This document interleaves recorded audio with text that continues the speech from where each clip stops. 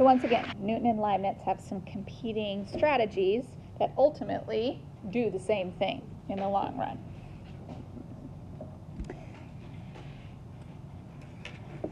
Remember, Newton and Leibniz didn't,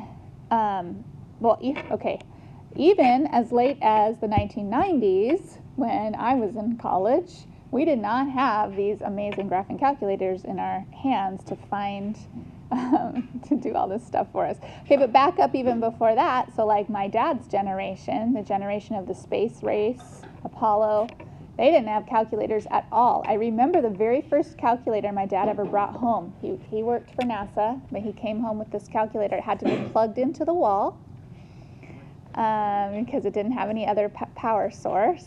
And, it could add and subtract and multiply and divide. Woo! I mean, it was like, but those guys were doing logarithms and, complex square roots and everything. Have you seen their machines that they used?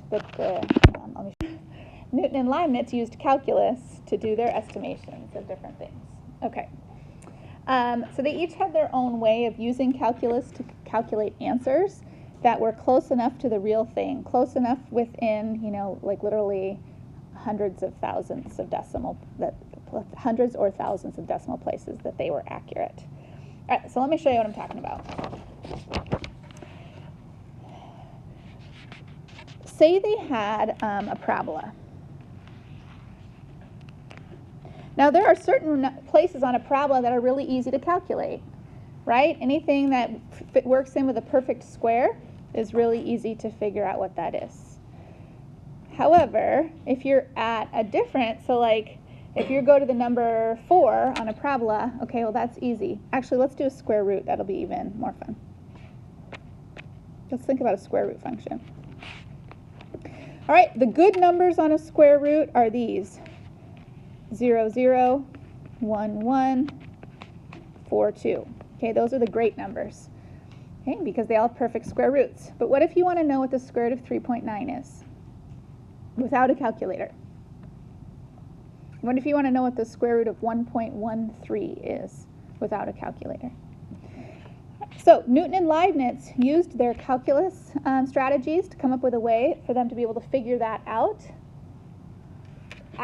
Accurate to lots of decimal places. So what they did was they converted, they basically zoomed in and said, if I zoom in far enough, that curve ceases to be a curve and it pretty much looks like a line to me. Okay, if I zoom in far enough, it's lost its curviness and it's just a line. What? Oh, flatter, yes. All right. So what we're going to do is we're going to focus in, take a loop, and just on a little mini section of a point, or right here. It works best around numbers that you know the actual value of, or as close to it as you can get. And you're going to turn that segment from a curve into a line. In other words, find the tangent line right there. All right, so that's the strategy, is to convert a curve into a line that connects those two regions. Same thing would be over here, to convert a curve into a line segment that connects those two regions. All right, the one we're going to work on is actually a parabola.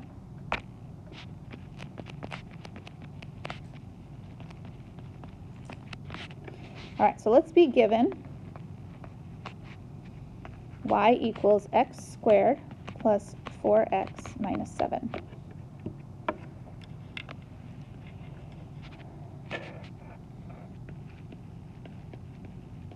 Calculate y of 25.1.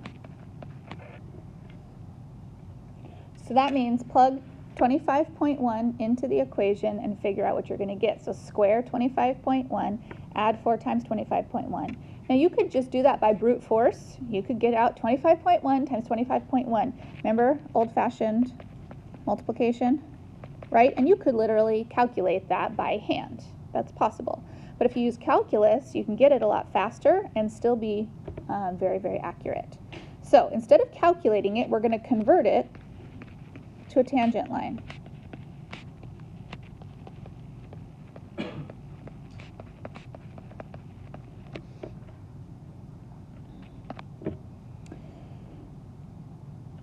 This is also called linearization. The word linearization is just another word for tangent line. So we're going to convert it to a tangent line. At what other point might be closer but easier to work with? 25. So we're going to convert this to a tangent line at 25. And so we would need to know what our point was and our slope. So that we could do a little bit easier. The point is going to be 25 something. Well, 25 times 25, I hope you know what that is. What's that square? Okay, 625 plus 4 times 25, which is 100. So we're at 625 plus 100 minus 7. So overall, what do we get? 725 minus 7, so we end up with what? 718, okay. Okay, the slope. The slope will be 2x plus 4. And so at 25, that would be 2 times 25 plus 4. So that would be 54. And so our tangent line is y minus 718 equals 54 times x minus 25. So instead of calculating 25.1, let us estimate 25.1. And we're going to do it with L. That means we're going to use the linearization to estimate it instead. So let's drop 25.1 into the linearization. That's going to give me y minus 718 equals 54 times 25.1 minus 25. And that math becomes a lot easier because 25.1 minus 25 is just 0.1. 0.1 times 54 is 5.4. Add 718 to both sides. You're going to get 718 plus 5.4, which will be 723.4. So that's what we're estimating the value to be of the original equation, the curved equation, at 25.1. And you could compare, because you do have the luxury of a calculator. Could somebody drop 25.1 into that parabola and tell me what we actually get? Or I might be able to do it faster than you guys can. Okay, drop 25.1 in there. 25.1 squared plus, I get 723.41. Yeah? 723.41, and we got 723.4. Pretty close. Okay, within 1/100th of a decimal value. So the actual value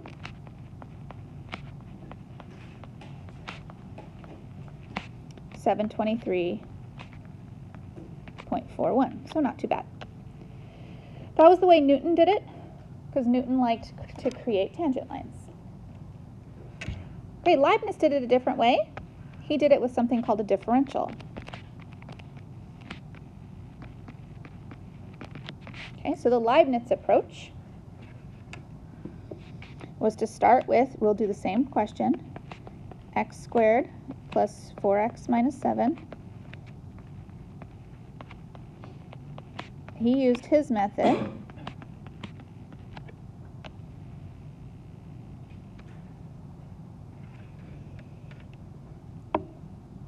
Okay, and then he recognized that dy and dx were separate entities. That dy and dx could be separated from each other. And so you could write this as dy equals parentheses 2x plus 4 dx. We talk about separate. You guys know that separate leads to something else that we're going to do in later chapters. Okay, but this is just the separation part of it. What the dy and the dx stand for are the degree of error. And so what then Leibniz would say is, okay, my error for y, if I use 25, okay, 2 times 25 plus 4, times the error for x. Well, if he's choosing to use 25, what's the error for the x based on what we were trying to find? It was 0.1.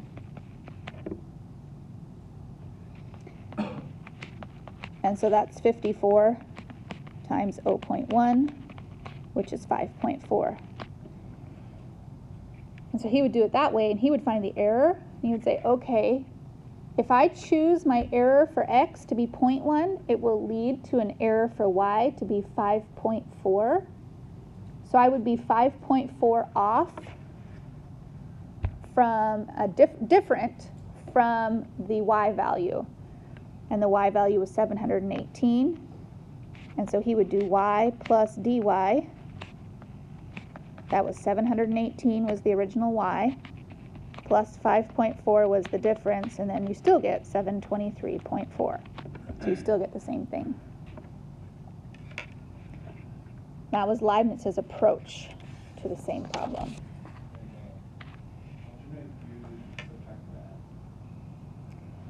Well, our x difference was higher, was an adding, and so then our y would be adding. If our x, if we were trying to say find 24.9, then if we had done 24.9, then this would have been negative, and that would have been negative, and we would have done y minus the difference. So then we would have been lower than 718. There might be functions that y might be smaller if it's. Oh, well, this was an increasing function. So if it's a decreasing function, then you do the opposite. Yeah. Okay. Okay, great. All right, so those were the two approaches to doing the same thing. They just called them different things, but they both came up with the same answer. So Newton would approach it by finding a tangent line, and Leibniz would approach it using something called a differential, separate differentials. And you'd separate the dy and the dx, you'd still come up with the same thing. Okay, our calculators use Newton. When our calculators are doing, you know how when you do second calculate and you're calculating a zero, it's using Newton's programming to do it. And so I want to show you what I've broken down the Newton program.